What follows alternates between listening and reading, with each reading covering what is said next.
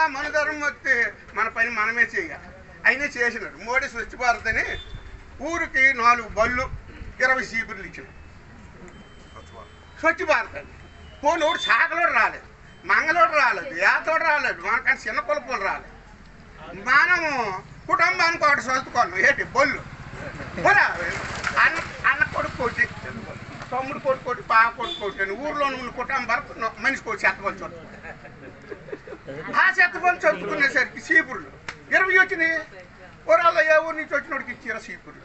వీళ్ళందరూ కలిపి అక్కడికి వెళ్ళారు.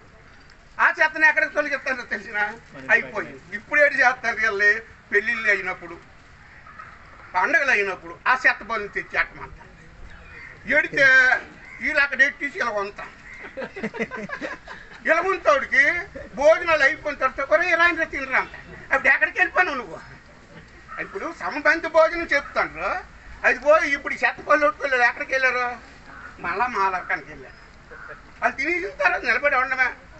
ఆ చెత్త పళ్ళు విడిచుకెళ్ళి ఆ ఆకులు వెళ్ళి అక్కడ వెళ్ళారు. మీ బతుకులు మార్చడానికి ఎవడు రాడు. మీ బతుకులు మీరే మార్చుకోవాలి. మీ పిల్లలకు చదువు చదివించండి, మీ పిల్లలకి రాజ్యాంగం చదివించండి, మీ పిల్లలకి కష్టపడి బతికి డబ్బు సంపాదించండి. మన దగ్గర డబ్బు బాగుంటే 7 కొండల వెంకటరామమూర్తి ఇంటికి వచ్చి బాబు ప్రసాదం పెట్టారని అడుగుతాడు. ఆ డబ్బులు లేకపోతే నీ ఇంటికి ఎవడు రాడు. నువ్వు అప్పు చేసి వెళ్తావు, గుండికి ఈయించుకుంటావు, అటు నుంచి వస్తావు, అప్పులోడు వచ్చి నీ ఇంటి మీద పడతావు. దేవుడికి దగ్గర పూజించాలంటే నీ దగ్గర డబ్బు ఎక్కువ ఉండాలి.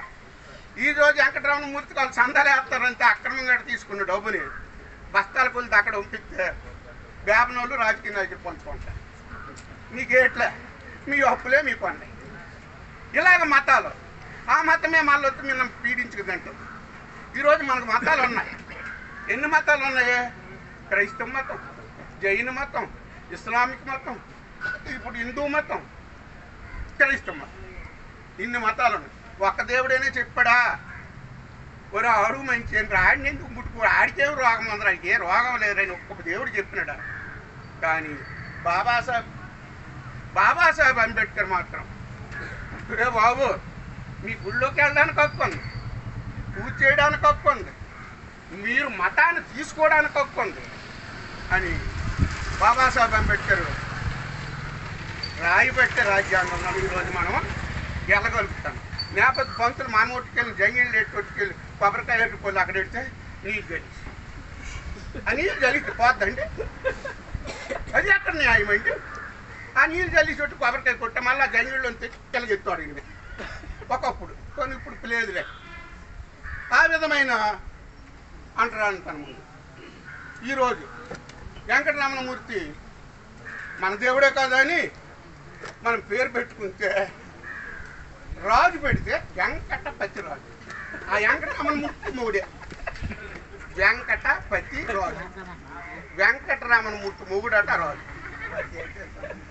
ఆ తర్వాత అయిపోయింది. కోటోడు పెడితే వెంకట సౌకర్యం, లేకపోతే కోటోడు శాస్త్రి అన్నాడు పంతులు.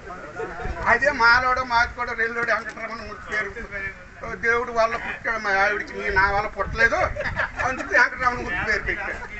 పెడితే అన్న ఒరా వెంక అలా తీసిరా ఓ రాంగా రాముడి పేరు ఓ రాంగా ఏంటయ్యా ఈ పేరు ఓ పెంట మరికేలా భారతదేశంలో నీకు తెలియకంటే నువ్వే అంటారా అంత నాన్న నీలో నుంచుకుంటున్నావు. ఆ దేవుళ్ళ పేరు పెట్టకండి, పూలే పేరు పెట్టండి, అంబేద్కర్ పేరు పెట్టండి, మాయావతి పేరు పెట్టండి. మన పేర్లు మనకున్నాయి. బుద్ధుడి పేర్లు పెట్టండి, పవిత్రమైన పేర్లు అవి పెట్టాలి.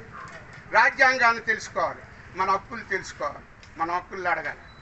రాజకీయ నాయుడు దగ్గరికి బాబు నాకు పింఛన్ రాలేదంటే 3000 ఉంటాయా రేపు తెల్లసరికి వచ్చేద్ది. 3000 తీయడానికి ఇచ్చేద్దరా? ఆ 3000 తీసుకుంటే 6 రోజులు తిరుగుతుంది. ఈ అప్పు తీరదు, ఆ పింఛన్ రాదు. ఈ ముసలికి కాలు జారిపోతుంది, ఇంటికాడ తొంత. ఈ విధమైన దోపిడీలు జరుగుతాయి. ఈ విధమైన దోపిడీలు జరగాలంటే రాజకీయం తెలియాలి, రాజ్యాంగం తెలియాలంటే రాజ్యాంగాన్ని పాఠ్య పుస్తకాల్లో పెట్టాలి. 1వ తరగతి నుంచి 2వ తరగతి వరకు ఈజీ వరకు పెట్టాలి. పెడితే అప్పుడు అందులోని సెక్షన్లు తెలుస్తాయి, చట్టాలు తెలుస్తాయి, అడగడం తెలుస్తుంది.